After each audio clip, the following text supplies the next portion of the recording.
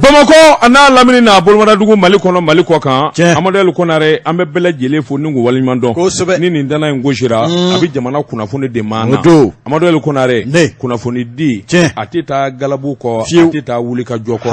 a tɛ taa cɛsiri kɔ sabula kunnafoni dili i k'a dɔn hali ni ma fɛn sɔrɔ a la baraji bɛ sɔrɔ jamanadenw bɔ kunbala ka fɛn ɲɛf'u ye Amadou Konare k'a dɔn o sara tɛ bɛɛ bolo wallahi Amadou Konare k'a dɔn k'i fana fo k'i waliɲuman dɔn ni nisɔn ka di bi kosɛbɛ Denkurani fa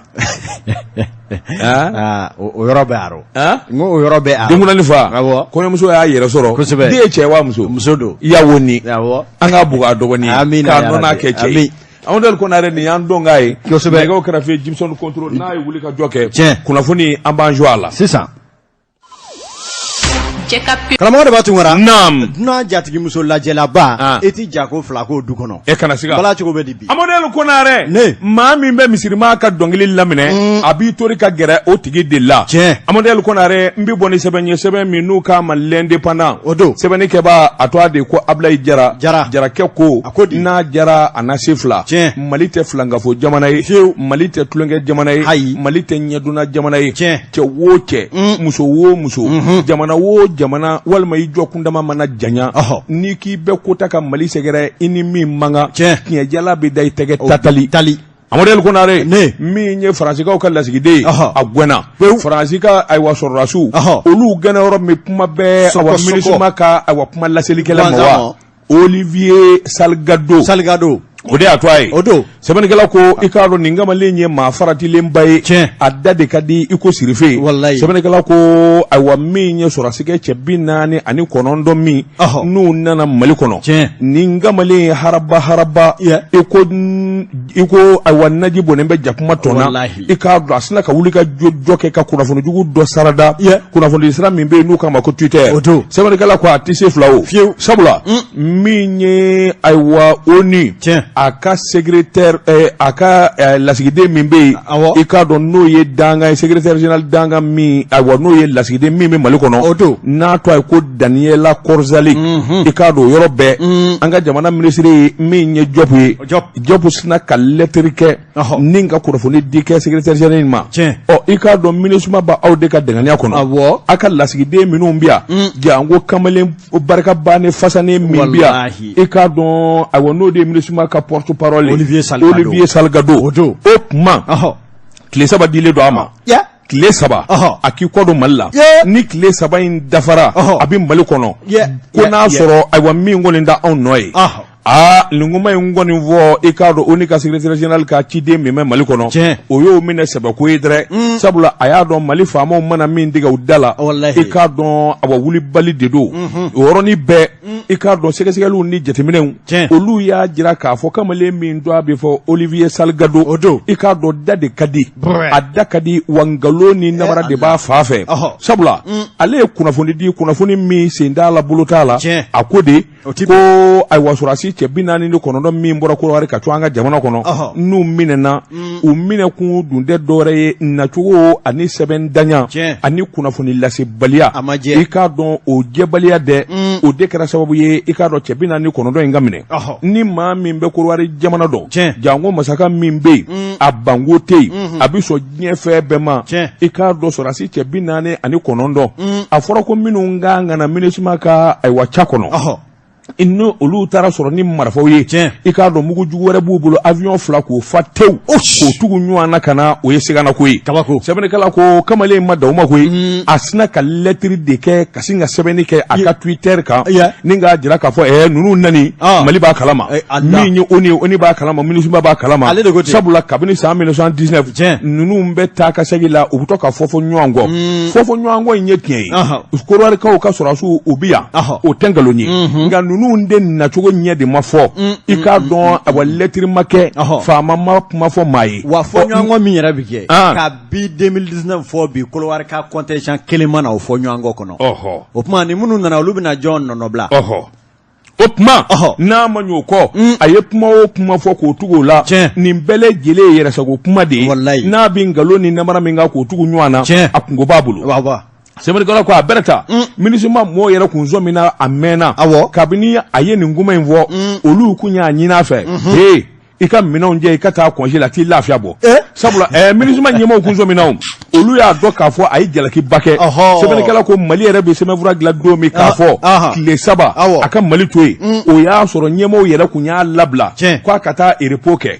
sabula olu b'a dɔn min ni min natɔ don min ni min bɛna kɛ sɛbɛnnikɛla ko sɔmin kelen don MINUSMA na a bɛ waati jan bɔ k'a fɔ Mali sago ani Mali dungo tɛ k'o kɛ u bɛ kɛwale wɛrɛ la u bɛ wulikajɔ wɛrɛ la min ni tiɲɛ tɛ kelen ye o tuma Olivier Salgado cɛ pasani mɔrɔ da ka di kojugu Salgado ala sago Salgado sago fo ala sago ka don o ni na ye a banna ni mun ye sɛbɛn ye o don an ye min zalo ka bɔ l'indépendant kɔnɔ a ka bi bɔli la karamɔgɔ de b'a tun kɔrɔ ne n'an tɛgɛ don teliya la min ye i k'a dɔn k'a fɔ kunnafoni sɛbɛn Nouvelle Horizon maa min bɛ yen ni o ye i k'a dɔn u ka fasiriso Mamani Ture olu cɔ ala a ye sɛbɛn kɛ a y'a jira k'a fɔ Mali kunkan kɔrɔfɔw la i da sera a ma min ye i k'a dɔn k'a fɔ nin waati ninnu na samasumali kuraw bɛ jamana kɔnɔ ka kɛ ni o bɛɛ ye maa min bɛ yen ka bi sɔmi kɛra a fɛ ko Mali fanga b'a fɛ ka dafiri san 2020 n'o bɛ tali kɛ Ibrahim Boubacar Keita ka fanga na u y'u wakulu don maa min na n'o ye Goodluck Ebele Jonathan u ye ale kɔni bila Mali ka suma ka fɔga dɔ o baaraw la i k'a dɔn awa a ti tugu a ti tigɛ fanga dafirila fo kana se waati caman ma ale ka taa ni ka segin na sɛbɛnnikɛla ko hali tile filanin na n'a ma ɲa k'a fɔ a tun famana o tuma i k'a dɔn k'a cunna kokura tun an ka jamana kan kunungo nɛgɛ kaɲa 16 waati sɛbɛnnikɛla ko Goodluck ka nali bɛ tali kɛ mun na i k'a dɔn k'a fɔ awa embargo wulili senfɛ bɛnkan dɔw tara bɛnkan minnu na Mali ni CEDEAO y'a jɛya ɲɔgɔn ye k'a jira k'a fɔ jɔngo ala i k'a dɔn an bɛna sɔn baarabolo dɔw ma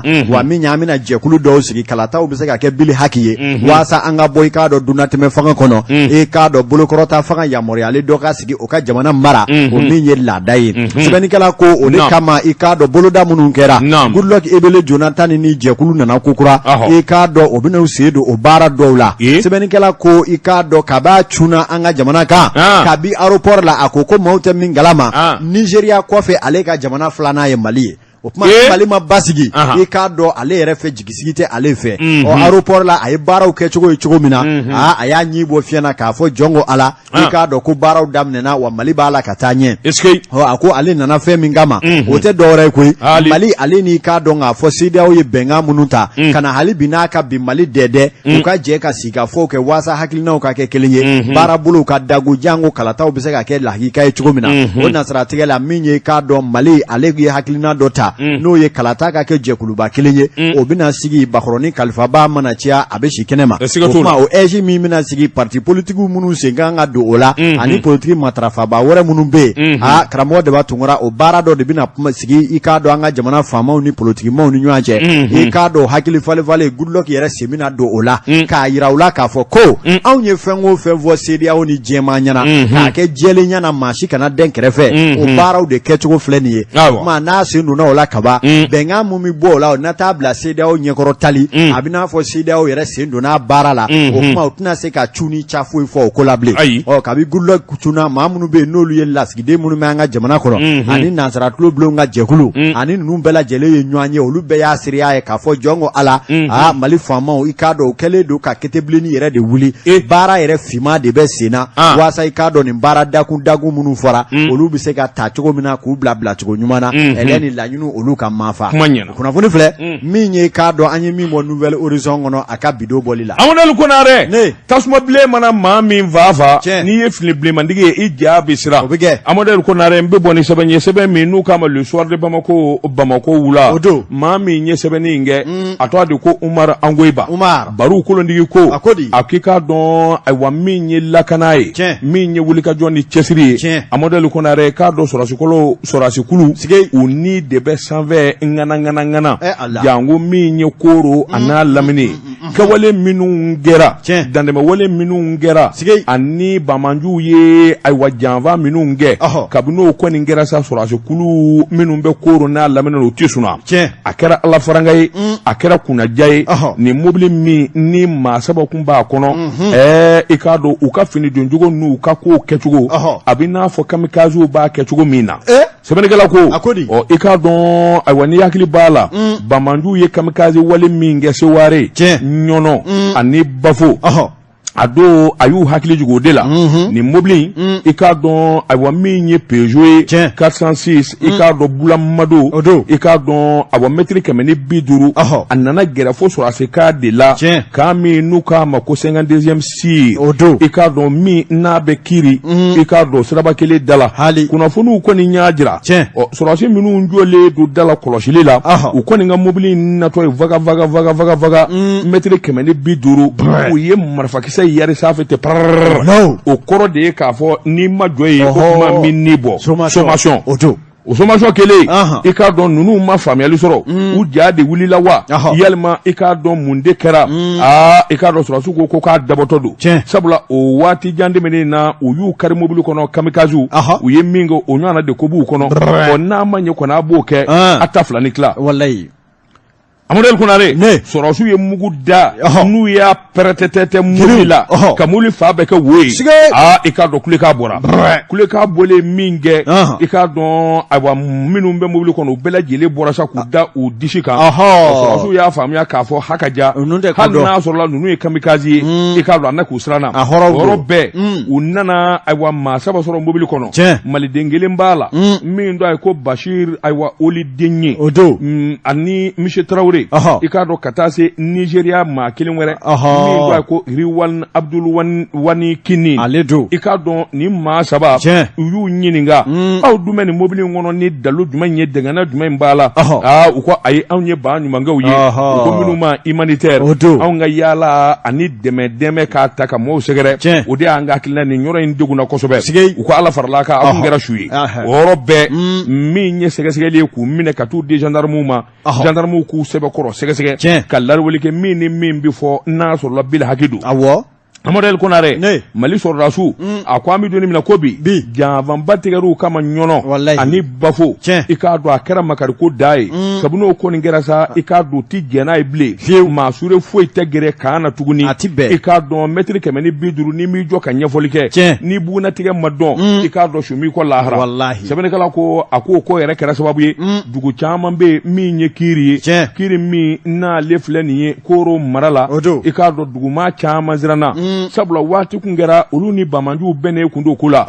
i k'a dɔn armée kɔni nana nin jouruli min kɛ u siranna k'a fɔ hakaja armée kɔni mana kɛ taafɛn ye don o don olu ta fila ni tila kabini o kɛra sɔrɔdasiw kɔni olu dɛgɛlen don yɔrɔ la ka fa bɛɛ lajɛlen minɛ nin kun ye sɛbɛn ye an ye min zalo ayiwa ni k'a bɔ soir de Bamako kɔnɔ Bamako la karamɔgɔ Daba Tunkara kunnafoni sɛbɛn l'indicateur du renouveau an b'a da Kolokanikaw ka maire tulo kan n'a tulo b'an kan na a bɛ se k'an wele Kolokani maire i k'a dɔn yanni sɔɔnijɛ an n'a kan ka ɲɔgɔn sɔrɔ Modibo Traoré attaquement dɔ kɛra Kolokani kunun i k'a dɔn a ka ɲɛfɔli k'an ye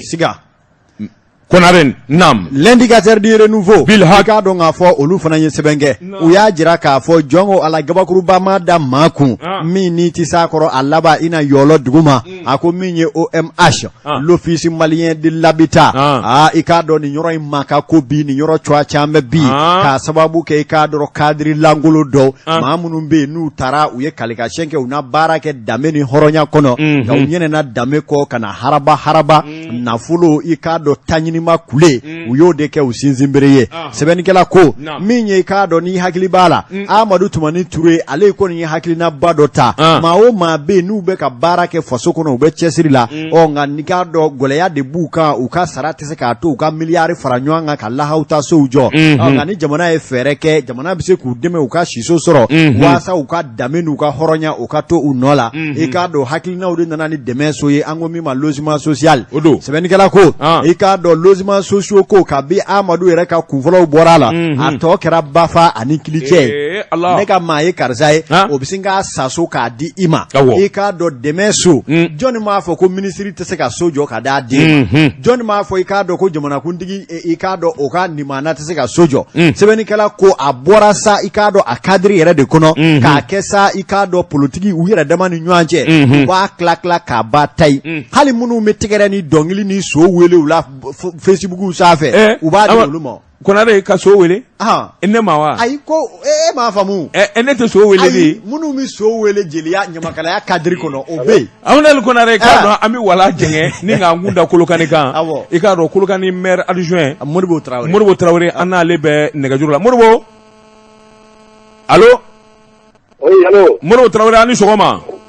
Aba, ani sogoma. An b'a fɛ I ka ɲɛfɔ diɲɛmaa ye e ye jɔnni ye ani I bɛ yɔrɔ jumɛn I bɛ jɔyɔrɔ jumɛn na. Amadu Kolokani sɔgɔmada ma. Golobara. Ayiwa. 6h55. 6h55. Kolokani dɔnkilida 4 bɛɛ lajɛlen minɛna. Rebelle min tun bɛ yan fɔ mɔgɔ minnu tun bɛ yan bi a bɛ mɔgɔ 200 a b'o bɔ. Mugu cira fan bɛɛ fɛ. U labanna ka bɔ yen ka na gendarmerie la. Ka u tila dɔ taara Fortati fan fɛ. Ayiwa Fortati u y'a yen Koloba. Olu ka blindé kelen jeni. Fortati vraiment a réussira. Ayiwa. U y'u gɛn. Mais u ka ca ni olu ye. Mɔgɔ 2 tora la Fortati mɔgɔw la. Allahu akbar. Mɔgɔ dɔw joginna. U sɔrɔla ka na se gendarmerie la ko Fortati tun y'u ka mɔgɔ dɔw minɛ o tun bɛ gendarmerie kasobon kɔnɔ. U nana yen Dakar k'u labɔ. Ala y'a kɛ gendarmerie kelen kɔni joginna mais u ma to a ta la. O fana y'i défend kosɛbɛ. Ka se ka u Koloba. Ayiwa o kɔni tilalen u fara-farala ɲɔgɔn na sisan. Dugutigi bɛɛ kɔni donnen kun don so kɔnɔ ka mankan suma. A fɔ minnu kanu ka gɛlɛn dɔɔnin u kelen-kelen kun bɛ kɛnɛma u n'olu dɔw kɛrɛfɛla ɲɔgɔn na u y'olu gɛn ka don so kɔnɔ. O kɔrɔ ye k'a fɔ u mɔgɔ tun tɛ civil la. O kɔni u ye ticini sira minɛ an ka ɲininkaliw i n'a fɔ jateminɛw la an yɛrɛ ka mɔgɔw ya min ye ko kita kelen marifa bɛ min sanfɛ. Ani ambulance kɔrɔ kelen de tun b'u bolo. An kɔni komi an ye autorité an bɛ ɲininkaliw la a fɔra k'u taara Nara sira kɔrɔ in de fɛ. U tun bɛ bɔrɔw fanfɛla in de kan parce que yen y'u ka faaba ye. An b'o la waati min na an sɔrɔla ka avion 2 wulilen ka na. Ayiwa. O nana yala kunna sanfɛ. Ayiwa. Olu dabala ka tuna n'an ta olu taara yɔrɔ min na. Rapport fana commencé ka don. Ayiwa. Gendarmerie mɔgɔw ka rapport nana. Awɔ. Sisan Fortati fana ka rapport dɔ tɛmɛna sisan. Awɔ. U kɔni u bɛ ka mɔgɔ ninnu nɔfɛ bilen. Oui, Monsieur Traoré n b'a fɛ k'a dɔn. Awɔ. Kolokani bi camancɛ de la sabula dugu belebele don dugu barikama don. Awɔ. Wagadu kungokolon in sɔmin kelen don k'a fɔ Bamanju dagayɔrɔ ye yen ye. Awɔ. Bon n'i bi Bamakɔ ani Kati sɔrɔ fana f'i ka tɛmɛ Kolokani fɛ. Kosɛbɛ. Ninnu donna da jumɛn fɛ Bamanji ninnu nana don da jumɛn fɛ. Bon an ye kunnafoni minnu sɔrɔ. Bamanji ninnu bɛ Bawule kɔfɛla la. Bamanji ninnu bɛ Makantola ni bɔrɔ kungokoloba dɔ bɛ yen nɔ u bɛ yen fɛnɛ. Dɔw ko k'u donna ni kɔrɔnkɛla ye ka na. U bɔra ni Gelebe fanfɛla de ye ka na don anw kan. U ma bɔ ni Bayanfan ye mais u bɔra ni Kɛɲɛka de ye ka na don. Oui, mais o fanfɛlaw la fɛn de yan minnu bɛ jɔ dugu bɔdaw la gendarmew ni lakana tigilamɔgɔw o maa foyi kun de ye wa. O yɔrɔ o tɛ yen nɔ parce que lakana mɔgɔw bɛ yɔrɔ min na u bɛ fɔ Kuwa la. K'an de bɛ Kuwa la. Mais Kolokani gendarmerie ani Fortati. Allo. Olu de bɛ Allo n ko Kolokani gendarmerie. Ani Fortati o de bɛ Kolokani commune sillonner. Mais jama ka dɔgɔ kɛnɛma. Awɔ. Donc maintenant u fana se min ye u bɛ k'o kɛ mais jama u tɛ se ka ninnu kunbɛn parce que minnu bɛ fɔ mɔgɔ 100 ni kɔ mɔgɔ 200 k'a ka bɔ mɔgɔ 200. Bamanji ninnu kun b'o bɔ. U b'o bɔ.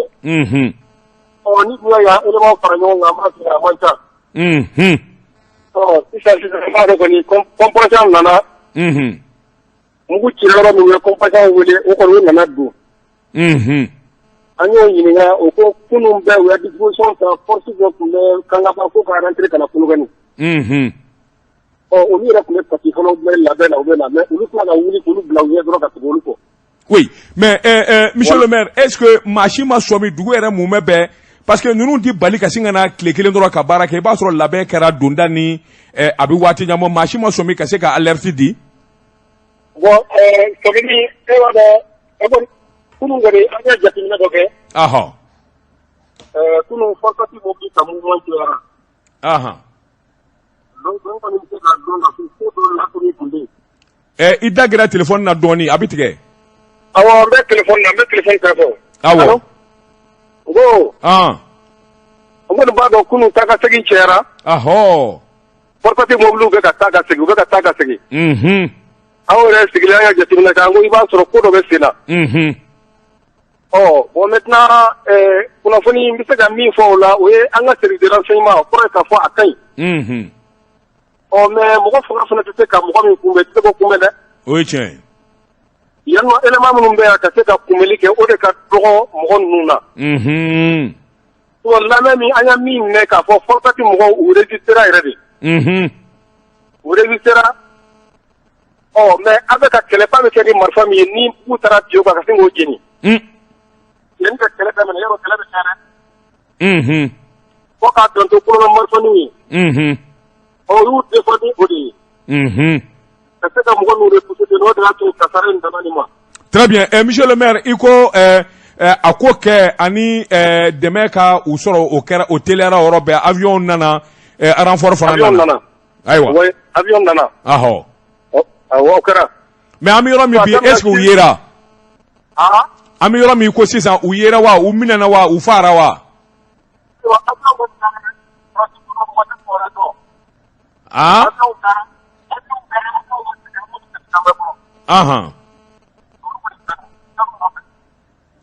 mauvaise connexion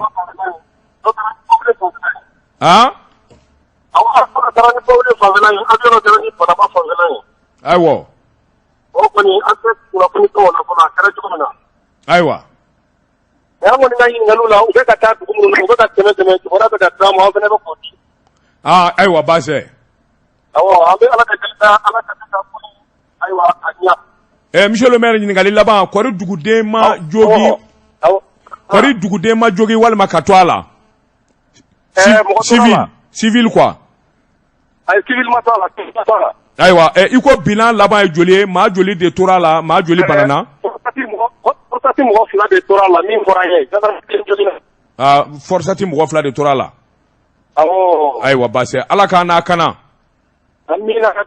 ami aba an ci ani baraji merci monsieur le maire merci bien aba n ce alors Amadou El Konare i k'a dɔn e k'an ka nin jɛ in dɔn i ko jɔn don nin ye Modibo Traoré Kolokani commune maire ka danga fɔlɔ don le premier adjoint au maire de Kolokani ale kibaruya minnu di kabi surɔ ni wulikajɔ bɛ senna karamɔgɔ Daba Tunkara i b'a ye k'a fɔ a ye yɔrɔ explication mun di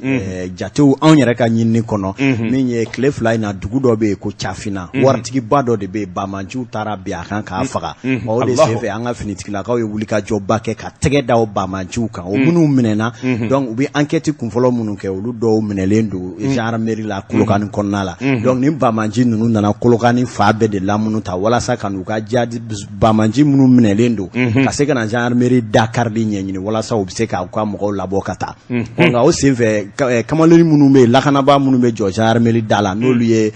sufɛ minnu bɛ jɔ ka yɔrɔ kɔlɔsi sentinelle olu mɔgɔ fila yanni jama yɛrɛ tɔ k'u yɛrɛ sɔrɔ an ye kibaruya minnu sɔrɔ olu sera ka seko n'u damayira bɛɛ kɛ i k'a dɔn ka mɔgɔ ninnu caman bɛ ka mɔgɔw jɔkin u la hali u ka marifa juguba min bɛ yen n'u b'a turu k'u jɔ a kunna u sera ka olu tigiw bɛɛ jogin nka olu bɛɛ na renfort bɛ na tuma min na o y'a sɔrɔ jama ninnu ciyara kosɛbɛ u ye tiɲɛni kɛ gendarmerie kɔnɔ ka tasuma don ka tila ka taa forçati fana la mais forçati attaque kɛ cogo n'i y'a jateminɛ i b'a ye k'a fɔ u nana repérage kɛ ka yɔrɔ cogoya dɔn parce que blindé ba min bɛ yen n'o bɛ forçati dɛmɛ ne yɛrɛ ye siɲɛ 3 kɛ pour que k'an yɛrɛ la ka taa baara dɔw la a kɔnɔ i b'a ye k'a fɔ u ka blindé ba in bɛ jɔ yɔrɔ min na a bɛ n'a fɔ u nan'o repérer donc u ye mugu de fili o fɔlɔ kan k'o jeni donc n'o jenina ninnu ka force u ka puissance de feu bɛ dɔgɔya donc u bɛ sɔrɔ ka u seko n'u damayira kɛ o de y'u sɛgɛn kosɛbɛ baara in kɔnɔna la mais an ni Kolokani jeunesse ɲɛmɔgɔ yɛrɛ ye ɲɔgɔn sɔrɔ ale ko bi ko sɔrɔdasiya yɛrɛ tɔ jara ale dusu ye parce que mais est ce que Bamanci ninnu na maa ma to a la Bamanci ninnu na an ye kibaruya min sɔrɔ hali ni maa tor'u la u ka su kelen kɔni ma ye Kolokani an bɛ don min na i ko bi parce que dɔw y'a yira kunfɔlɔ la k'u ka mɔgɔ minnu joginna o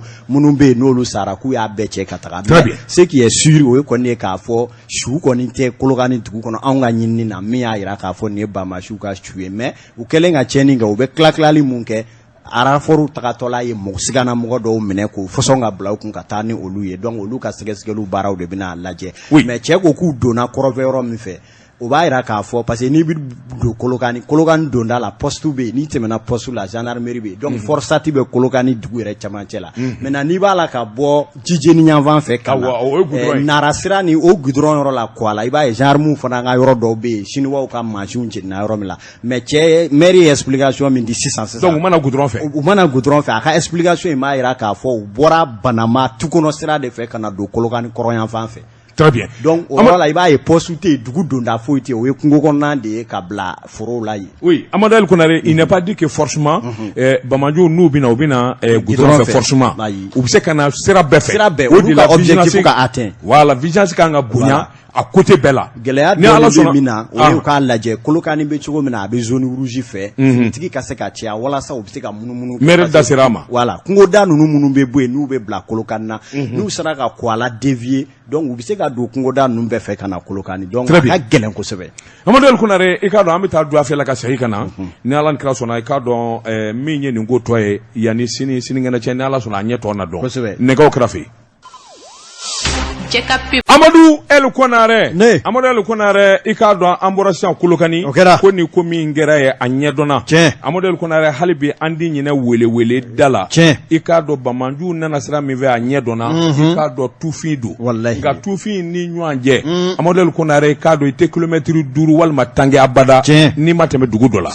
opma mi nye ni vuranjew ye ni yeli make gudrofe minu mbe tu kono dugu togoda minu mbe erezo ba bela jere la presque iye masure temendo ay duba kono ma do wele ka foye o fana na kuna funi sei Amadou Konare na ma faranywanga kaningo ngumbe so su kelenti sede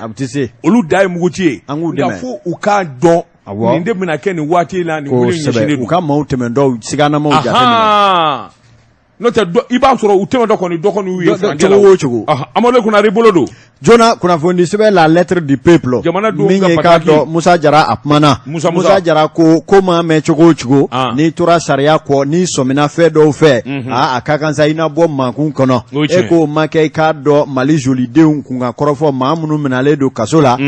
ikado ka be nyininga ko yede ikado fasiriba ya yere nyininga ko yala John Kele do ka kanabla lafia da bali ikado akadini maminele nunu made abetalike ikado nga fo musongara sabala ika do ni oye leser sise balma musoma fla kata se ika do nga fo utiri musoma abe depa ika do dlo mamuna ika do sara yara kata se minye sise muso fla no ye ami sise ani abalma muso tige dara oluka ika do nga fo ko ma do bi mo bolo da uko ina fo ya kibore o la se chugo mina bololo usafe ika do page do be ko mi mo Mali joli deu o sebeni kela ko ma chama minena ula ku bla nganunu ma saba kabi nunu minena ika do nyete ka soro kola sebeni kala ko wuli ka jo ba ere kera kiri tigila ma ye kiri tege atige chugola oluka jatela o nga wati mi yere la ika do dangana ya udira ko nunu nga bla liberté provisoire la ubu kan bala tap mamina ku sebo bolenda fe ko niga juru do ngalangala na niga juru muna ko out mina bla wa out na bla ble sebeni kala ko obseka famia chugodi ko ame domina iko bi ko mamumbe no ye ika do nimbotigi nunu fawye ani uka avocat ko lutunyu mangasu maninga to kiri ko ka donga fo kiri ka yere ya blabara ika do abeka ke okono oko nga ko juge d'instruction ale mingu nyeshilindo akonyema ale ye jabi mimbo ku ka bla liberté provisoire la ika do ubotola yere katla kumla kraw ku bla wola tuguni ko yoro de la ko uya do ka fola ka fo chena ko do na ken ngo njukoro anake ni mado se dale do ika do adamali baka obala ka pimbi odela sa u fauni u ka do avocat u bora mangu kono ko ame doni mina iko bi ngoni akanyenyini akanyefo no te ika do ni somina mafe kibe kan ngoinke aminena kiri ka boloka akanga sege ka dalu jonjo de di onga dalu masoro folo awa liberté provisoire fona ye hake do e onyinina ko ofana manye soro ko nga obenata no minele do ka bolo pimbi uka sebeni kala ere ka fola ko je dongo do shufe nimbotigi chananja yoro uche kan uka je ko ma chamambe ko ma do benyininga uka hake dansa ko kuto kasola ide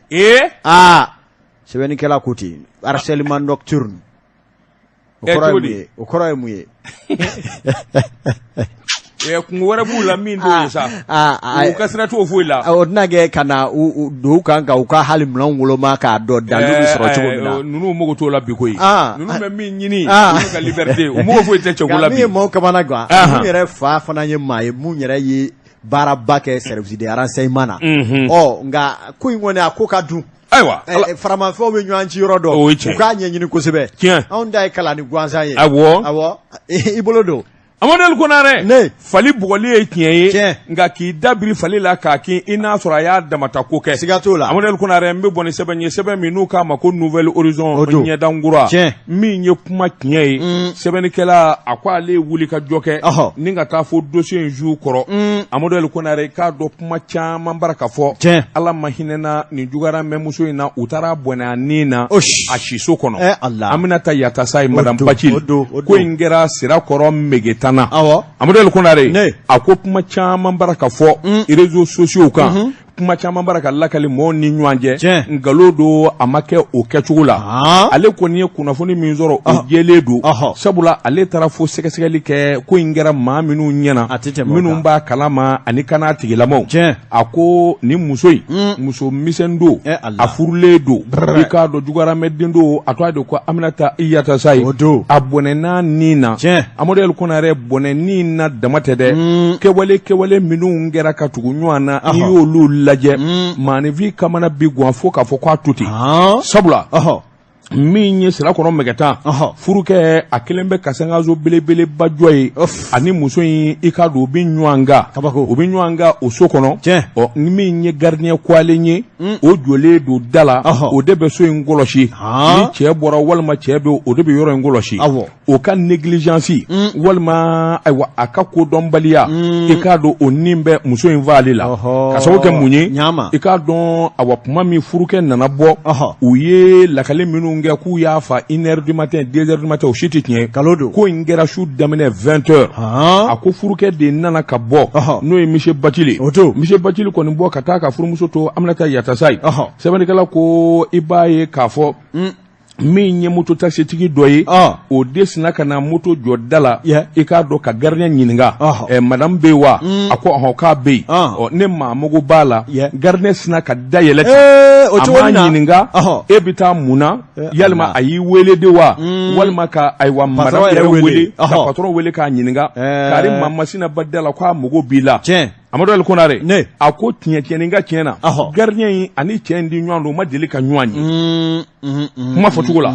a ti cɛ in dɔn k'a fɔ cɛ in ye ayiwa a bɛ na so in kɔnɔ laada la ka kɔrɔ o tɛ so matarafaba tɛ k'a fɔ gardien delila k'a ye siɲɛ kelen siɲɛ fila ni o de y'a to a y'a bila ka don gardien kɔni ka nin kodɔnbaliya maa bɛ se k'a fɔ ko o nin b'a la a ye cɛ in bila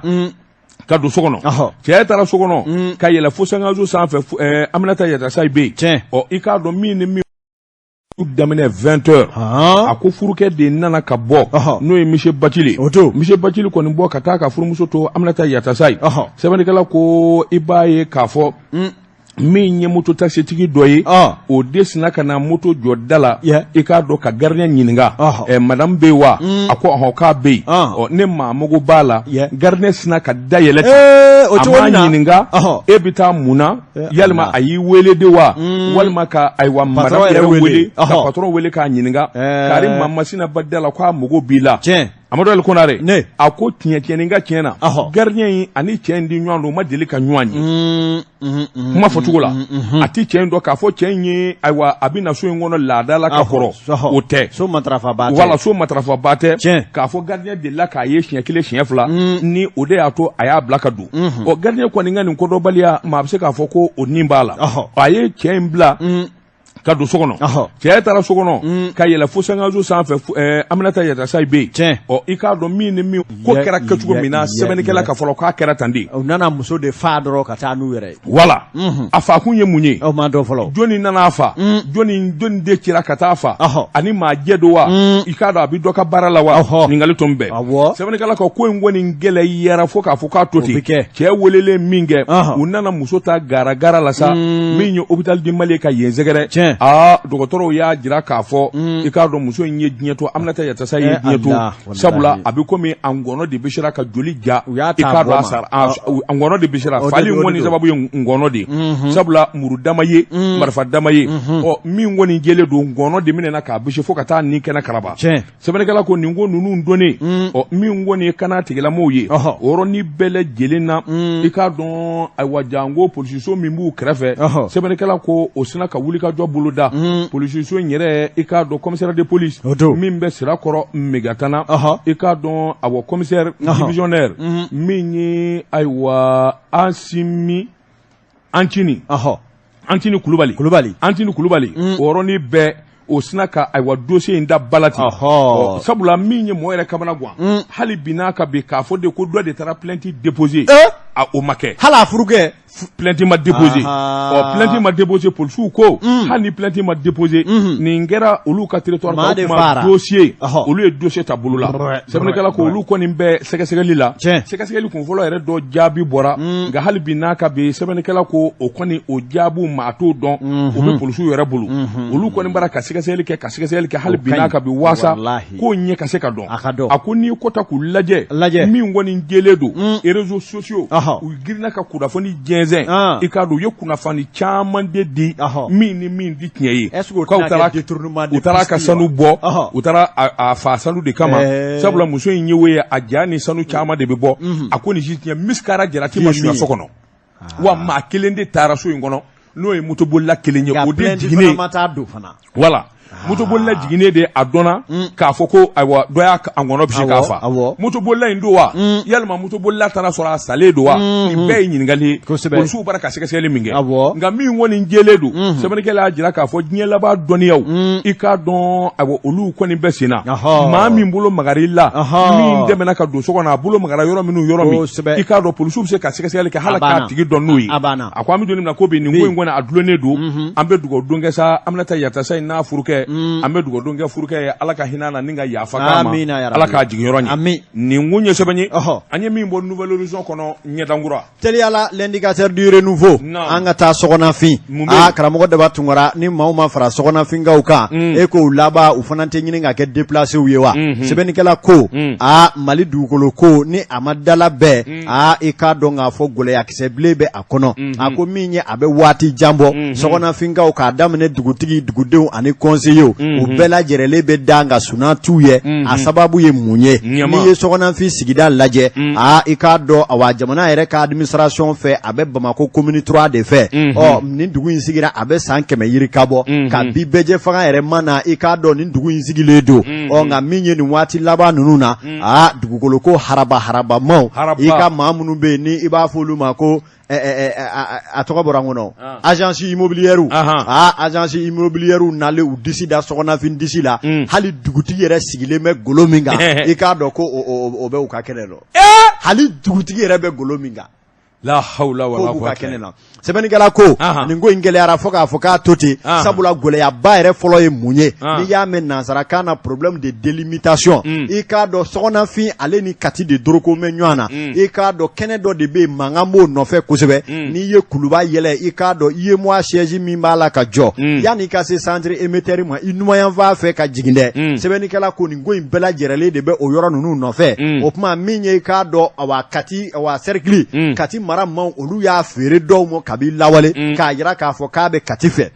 commune 3 o y'a morcelé k'a yira k'a fɔ a bɛ commune 3 fɛ o kuma i k'a dɔn yɔrɔ nin ye kati ye wa walima yɔrɔ nin ye Bamako ye wa o gɛlɛya fɔlɔ de bɛ yen nka min ye i k'a dɔn sɔgɔnafikaw ka dugutigi n'o ye Sabakɛ Tarawele ale y'a jira k'a fɔ an kana taa sɛbɛnko la an ka taa kɛnɛkan Jaraki yɛrɛ kan fɔlɔ ko min ye i k'a dɔn Kuluba forêt classée min bɛ Kuluba dɛ i k'a dɔn ko nin yɔrɔ kofɔta ninnu bɛɛ de tun bɛ forêt classée fɛ o kuma commune 3 a b'o ka danganiya kɔnɔ o ka morcellement kɛra k'a sɔrɔ a bɛ commune 3 de fɛ o kuma ni forêt classée bɛ commune 3 fɛ n'o sen jɛlen o bolo jɛlen yɔrɔ min morcelé i k'a dɔn o forêt classée kɔnɔ k'o bɛ se ka ye kati fɛ cogo di o kuma a y'o ɲininkali tɛmɛ segin a yɛrɛ la sɛbɛn o sɛbɛn bɛ yen n'o sɔrɔla maa o maa sigira hali Kuluba yɛrɛ sigitɔla i k'a dɔn k'a fɔ nin yɔrɔ in na président palais présidentiel sigitɔla point G kɔnɔna na yɔrɔw sigitɔla u nana ɲinini minnu kɛ dugutigiw ni sɔgɔnafin maabakɔrɔw fɛ u y'a bɛɛ lajɛlen ɲɛfɔliw kɛ ni k'a da kunnafoni kunnafondilaw ɲɛkɔrɔ k'a jira k'a fɔ min ye k'a dɔ yaralaka dɔw be ka taa se agence immobilière tigi dɔw ma hectare 10 k'a b'o la hectare 16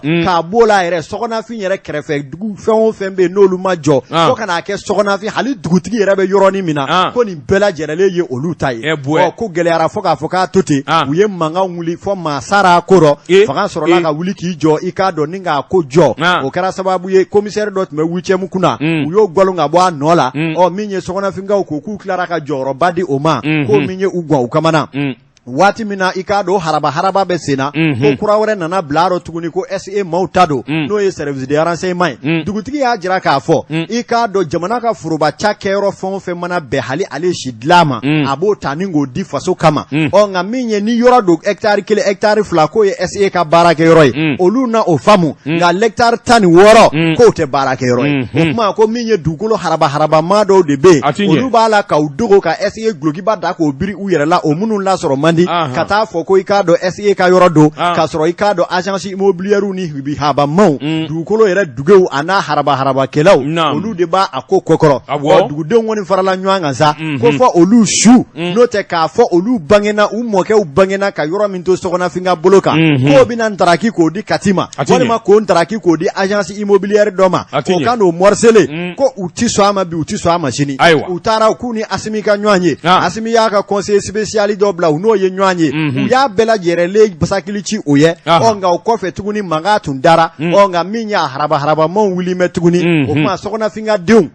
u bɛ yɔrɔ o yɔrɔ u farala ɲɔgɔn kan an bɛ don min na i ko bi ka wele bila jamana faamaw ma ko n'u ma wuli k'u jɔ faali bɔra rɔ fɔlɔ cogo min na i k'a dɔn k'u tɛ fɛ mankan ka wuli jamana bɛ bolo min kan olu yɛrɛ tɛ mankan ko la nka i k'a dɔn olu bɛ fɛ jotigi ka jo jalakitigi o ka jalaki kunnafoni filɛ an ye min bɔ indicateur de renouveau kɔnɔ Hadama Jabate ale ka sɛbɛn don Amadou Konare n bɛ bolo bugɔ ka don bi wɔni sɛbɛn min n'u k'a ma la sirène o don Amadou Konare k'a dɔn dugu mana yiriwa fɛn sugu bɛɛ lajɛlen bɛ jigin a kɔnɔ an k'an jan dɔn an yɛrɛ la minfɛnw ni dunfɛnw Amadou Konare k'a dɔn awɔ minfɛn dɔ carinen bɛ Bamakɔ bi a kɛnɛ tilama don u b'a fɔ a ma ko boisson énergétique an k'a woloma a ma fɔ k'a bɛɛ lajɛlen man ɲi nka i b'a ye k'a fɔ dunun ni bala talen bɛ fa bɛɛ lajɛlen la sɔɔni i bɛ boisson dɔ yɛrɛ kelen sɔɔni i bɛ kura dɔ yɛrɛ kelen nin bɛɛ lajɛlen bɛ se ka na cogo di jamana kelen kɔnɔ a ko maa minnu kan k'u jɔ u jɔyɔrɔ la baara kɛcogo la sabula nin n'a ɲɔgɔnna minfɛn n'a nana dugu kɔnɔ cakɛda caman bɛ yen minnu kan k'a laroué minnu kan k'a lajɛ min ni min fɔlen don a boisson énergétique la ni tiɲɛ don a k'i k'a dɔn a tiɲɛni nɔ o fanga de ka bon min ye dusukun yɛrɛyɛrɛli ye min ye i k'a dɔn bana caman ye kɔnɔna bana i k'a dɔn boisson énergétique ni ɲuman tɛ i k'a dɔn a b'o de kɛ sɛbɛnnikɛla ko a k'i k'a dɔn réseaux sociaux in kɔni nana nakuma na sabula i k'a dɔn a publicité baw walima i mana téléphone ta i bɛ se k'a y'o kan walima smartphone ninnu i k'a dɔn plus bɛ se ka cari ten bɔla kuraw olu fana bɛ olu kɔkɔrɔ don voilà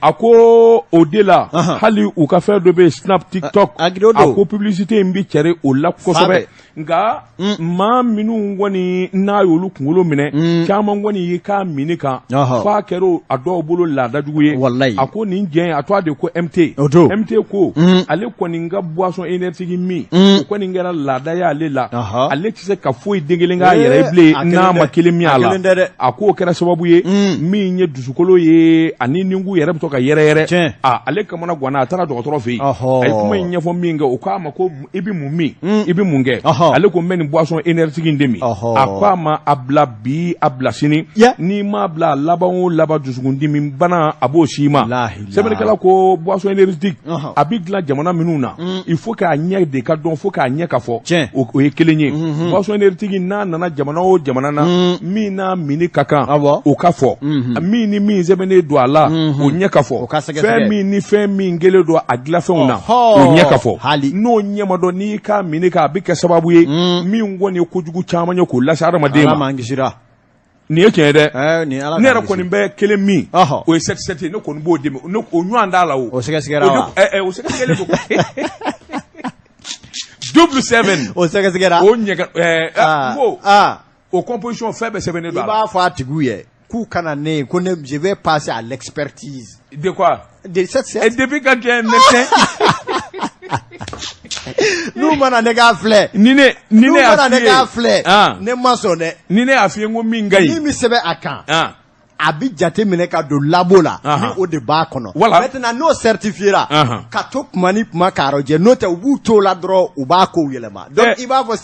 tigiw ye ko je suis au labo qui me trouve là-bas. A certifié do ISO 2019 sɛbɛn de do a kan e bɛ mun wɛrɛ ɲini 2021 ka m'o kɛ nin min dɔrɔn ami Amadou Konare waati n'a ka waati ma se e ko bita an n'a bila yan communiqué damadɔ bɛ yan aya min ye jeunesse min n'o ye limama ye ka sɔnmugu i k'a dɔn k'u b'a da bɛɛ lajɛlen tulo kan mun ye denmansaw ni lɔgɔliden somaw ye ko nin waati na waasa ka dɔ fara silamɛya dɔɔni kan k'u kɛlen don ka kala dɔw bila mun ye morikalan ye mun bɛna kɛ i k'a dɔn centre 3 la n'o ye Sotiba centre groupe scolaire Bulukasunbugu ani Kulubilenni a bɛna kɛ yen nɔ